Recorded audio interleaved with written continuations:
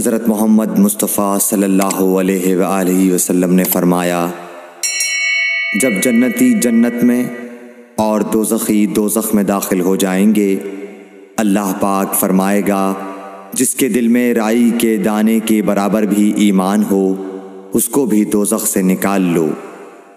تب ایسے لوگ دوزخ سے نکال لیے جائیں گے اور وہ جل کر کوئلے کی طرح سیاہ ہو چکے ہوں گے، پھر زندگی کی نہر میں یا بارش کے پانی میں ڈالے جائیں گے۔ اس وقت وہ دانے کی طرح اگائیں گے جس طرح ندی کے کنارے دانے اگاتے ہیں۔ کیا تم نے نہیں دیکھا کہ دانہ زردی مائل پیچ در پیچ نکلتا ہے؟ صحیح بخاری حدیث نمبر 22۔ حضور اکرم صلی اللہ علیہ وآلہ وسلم نے فرمایا، میں ایک وقت سو رہا تھا، میں نے خواب میں دیکھا کہ لوگ میرے سامنے پیش کیے جا رہے ہیں اور وہ کرتے پہنے ہوئے ہیں، کسی کا کرتا سینے تک ہے اور کسی کا اس سے نیچا ہے۔ پھر میرے سامنے عمر بن خطاب لائے گئے، ان کے بدن پر جو کرتا تھا اسے وہ گھسیٹ رہے تھے، یعنی ان کا کرتا زمین تک نیچا تھا۔ صحابہ رضی اللہ تعالی عنہ نے پوچھا کہ یا رسول اللہ اس کی کیا تعبیر ہے؟ آپ نے فرمایا کہ اس سے دین مراد ہے۔ صحیح بخاری حدیث نمبر 23۔ ایک مرتبہ رسول کریم صلی اللہ علیہ وسلم ایک انصاری شخص کے پاس سے گزرے، اس حال میں کہ وہ اپنے ایک بھائی سے کہہ رہے تھے کہ تم اتنی شرم کیوں کرتے ہو؟ آپ نے اس انصاری سے فرمایا کہ اس کو اس کے حال پر رہنے دو، کیونکہ حیا بھی ایمان ہی کا ایک حصہ ہے۔ صحیح بخاری حدیث نمبر 24۔ رسول اللہ صلی اللہ علیہ وسلم نے فرمایا، مجھے اللہ کی طرف سے حکم دیا گیا ہے کہ لوگوں سے جنگ کروں اس وقت تک کہ وہ اس بات کا اقرار کر لیں کہ اللہ کے سوا کوئی معبود نہیں ہے، اور یہ کہ محمد صلی اللہ علیہ وسلم اللہ کے سچے رسول ہیں، اور نماز ادا کرنے لگیں اور زکوٰۃ دیں۔ جس وقت وہ یہ کرنے لگیں گے تو مجھ سے اپنے جان و مال کو محفوظ کر لیں گے سوائے اسلام کے حق کے۔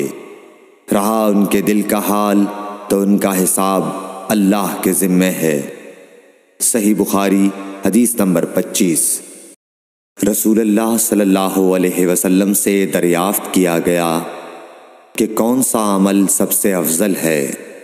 فرمایا، اللہ اور اس کے رسول پر ایمان لانا۔ کہا گیا اس کے بعد کون سا؟ آپ نے فرمایا کہ اللہ کی راہ میں جہاد کرنا۔ کہا گیا پھر کیا ہے؟ آپ نے فرمایا حج مبرور۔ صحیح بخاری حدیث نمبر 26۔ رسول اللہ صلی اللہ علیہ وسلم نے چند لوگوں کو کچھ عطیہ دیا اور سعد وہاں موجود تھے۔ وہ کہتے ہیں کہ رسول اللہ صلی اللہ علیہ وسلم نے ان میں سے ایک شخص کو کچھ نہ دیا، حالانکہ وہ ان میں مجھے سب سے زیادہ پسند تھا۔ میں نے کہا حضور آپ نے فلاں کو کچھ نہ دیا، میں اسے مومن گمان کرتا ہوں۔ آپ نے فرمایا مومن یا مسلمان؟ میں تھوڑی دیر چپ رہ کر پھر پہلی بات دہرانے لگا۔ حضور صلی اللہ علیہ وسلم نے بھی دوبارہ وہی جواب دیا۔ پھر آپ نے فرمایا کہ اے سعد، باوجود یہ کہ ایک شخص مجھے زیادہ عزیز ہے، پھر بھی میں اسے نظر انداز کر کے کسی اور دوسرے کو اس خوف کی وجہ سے یہ مال دیتا ہوں کہ وہ اپنی کمزوری کی وجہ سے اسلام سے پھر جائے اور اللہ اسے آگ میں اوندھا ڈال دے۔ صحیح بخاری حدیث نمبر 27۔ ایک آدمی نے رسول اللہ صلی اللہ علیہ وسلم سے پوچھا، کون سا اسلام بہتر ہے؟ آپ صلی اللہ علیہ وسلم نے فرمایا کہ تو کھانا کھلائے اور ہر شخص کو سلام کرے، خواہ اس کو تو جانتا ہو یا نہ جانتا ہو۔ صحیح بخاری حدیث نمبر 28۔ حضرت صلی اللہ علیہ وسلم نے فرمایا، مجھے دوزخ دکھلائی گئی تو اس میں زیادہ تر عورتیں تھیں جو کفر کرتی ہیں۔ کہا گیا حضور کیا وہ اللہ کے ساتھ کفر کرتی ہیں؟ آپ صلی اللہ علیہ وسلم نے فرمایا کہ خاوند کی ناشکری کرتی ہیں اور احسان کی ناشکری کرتی ہیں۔ اگر تم عمر بھر ان میں سے کسی کے ساتھ احسان کرتے رہو، پھر تمہاری طرف سے کبھی کوئی ان کے خیال میں ناگواری کی بات ہو جائے تو فوراً کہہ اٹھے گی کہ میں نے کبھی بھی تجھ سے کوئی بھلائی نہیں دیکھی۔ صحیح بخاری حدیث نمبر 29۔ حضرت صلی اللہ علیہ وآلہ وسلم فرماتے تھے جب دو مسلمان اپنی اپنی تلواریں لے کر بھڑ جائیں تو قاتل اور مقتول دونوں دوزخی ہیں۔ عرض کیا گیا یا رسول اللہ قاتل تو خیر ضرور دوزخی ہونا چاہیے، مقتول کیوں؟ فرمایا وہ بھی اپنے ساتھی کو مار ڈالنے کی حرص رکھتا تھا، موقع پاتا تو وہ اسے ضرور قتل کر دیتا، دل کے عزم صمیم پر وہ دوزخی ہوا۔ صحیح بخاری حدیث نمبر 30۔ ابو ذر ایک جوڑا پہنے ہوئے تھے اور ان کا غلام بھی جوڑا پہنے ہوئے تھا۔ سبب دریافت کیا گیا تو کہنے لگے کہ میں نے ایک شخص یعنی غلام کو برا بھلا کہا تھا اور اس کی ماں کی غیرت دلائی یعنی گالی دی، تو رسول اللہ صلی اللہ علیہ وسلم نے یہ معلوم کر کے مجھ سے فرمایا اے ابو ذر تو نے اسے ماں کے نام سے غیرت دلائی ہے، بے شک تجھ میں ابھی کچھ زمانہ جاہلیت کا اثر باقی ہے، یاد رکھو ماتحت لوگ تمہارے بھائی ہیں، اللہ نے اپنی کسی مصلحت کی بنا پر انہیں تمہارے قبضے میں دے رکھا ہے، تو جس کے ماتحت اس کا کوئی بھائی ہو تو اس کو بھی وہی کھلائے جو آپ کھاتا ہے، اور وہ کپڑا اسے پہنائے جو آپ پہنتا ہے، اور ان کو اتنے کام کی تکلیف نہ دو کہ ان کے لیے مشکل ہو جائے، اور اگر کوئی سخت کام ڈالو تو تم خود بھی ان کی مدد کرو۔ صحیح بخاری حدیث نمبر 31۔ جب سورہ انعام کی یہ آیت اتری جو لوگ ایمان لائے اور انہوں نے اپنے ایمان میں گناہوں کی آمیزش نہیں کی، تو آپ صلی اللہ علیہ وسلم کے اصحاب نے کہا یا رسول اللہ یہ تو بہت ہی مشکل ہے، ہم میں کون ایسا ہے جس نے گناہ نہیں کیا؟ تب اللہ پاک نے سورہ لقمان کی یہ آیت اتاری کہ بے شک شرک بڑا ظلم ہے۔ صحیح بخاری حدیث نمبر 32۔ رسول اللہ صلی اللہ علیہ وآلہ وسلم نے فرمایا منافق کی علامتیں 3 ہیں، جب بات کرے جھوٹ بولے، جب وعدہ کرے اس کے خلاف کرے، اور جب اس کو امین بنایا جائے تو خیانت کرے۔ صحیح بخاری حدیث نمبر 33۔ رسول اللہ صلی اللہ علیہ وسلم نے فرمایا کہ 4 عادتیں جس کسی میں ہوں تو وہ خالص منافق ہے، اور جس کسی میں ان 4 میں سے ایک عادت ہو تو وہ بھی نفاق ہی ہے جب تک اسے نہ چھوڑ دے۔ وہ یہ ہیں جب اسے امین بنایا جائے تو امانت میں خیانت کرے اور بات کرتے وقت جھوٹ بولے، اور جب کسی سے عہد کرے تو اسے پورا نہ کرے، اور جب کسی سے لڑے تو گالیوں پر اتر آئے۔ صحیح بخاری حدیث نمبر 34۔ رسول اللہ صلی اللہ علیہ وسلم نے فرمایا جو شخص شب قدر ایمان کے ساتھ محض ثواب آخرت کے لیے ذکر و عبادت میں گزارے اس کے گزشتہ گناہ بخش دیے جاتے ہیں۔ صحیح بخاری حدیث نمبر 35۔ رسول اللہ صلی اللہ علیہ وسلم نے فرمایا جو شخص اللہ کی راہ میں جہاد کے لیے نکلا اللہ اس کا ضامن ہو گیا۔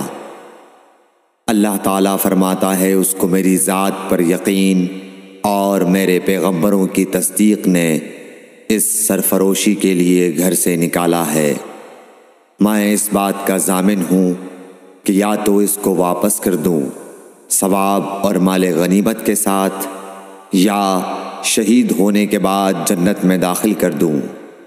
رسول اللہ صلی اللہ علیہ وسلم نے فرمایا، اور اگر میں اپنی امت پر اس کام کو دشوار نہ سمجھتا تو لشکر کا ساتھ نہ چھوڑتا، اور میری خواہش ہے کہ اللہ کی راہ میں مارا جاؤں، پھر زندہ کیا جاؤں، پھر مارا جاؤں، پھر زندہ کیا جاؤں، پھر مارا جاؤں۔ صحیح بخاری حدیث نمبر 36۔ حضرت صلی اللہ علیہ وسلم نے فرمایا، جو کوئی رمضان میں راتوں کو ایمان رکھ کر اور ثواب کے لیے عبادت کرے، اس کے اگلے گناہ بخش دیے جاتے ہیں۔ صحیح بخاری حدیث نمبر 37۔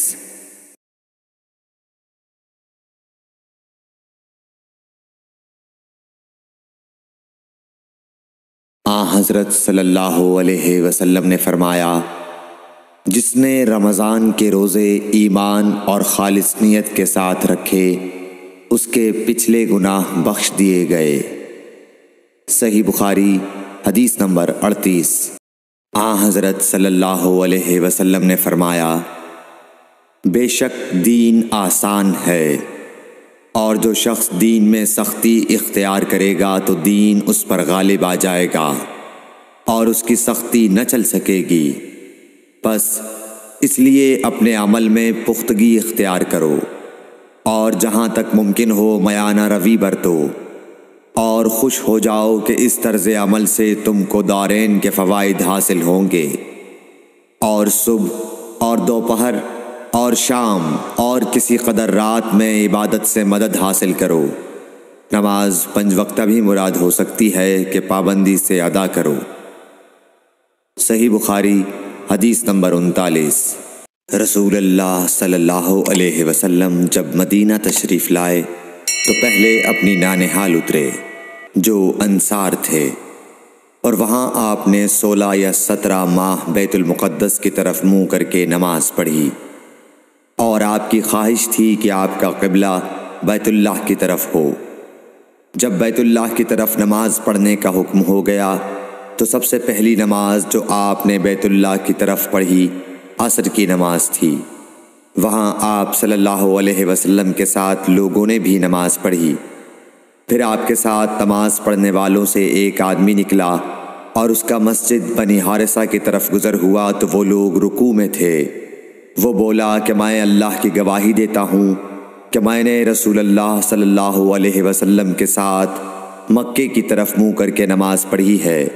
یہ سن کر وہ لوگ اسی حال میں بیت اللہ کی طرف گھوم گئے، اور جب رسول اللہ صلی اللہ علیہ وسلم بیت المقدس کی طرف منہ کر کے نماز پڑھا کرتے تھے، یہودی اور عیسائی خوش ہوتے تھے، مگر جب آپ نے بیت اللہ کی طرف منہ پھیر لیا تو انہیں یہ امر ناگوار ہوا۔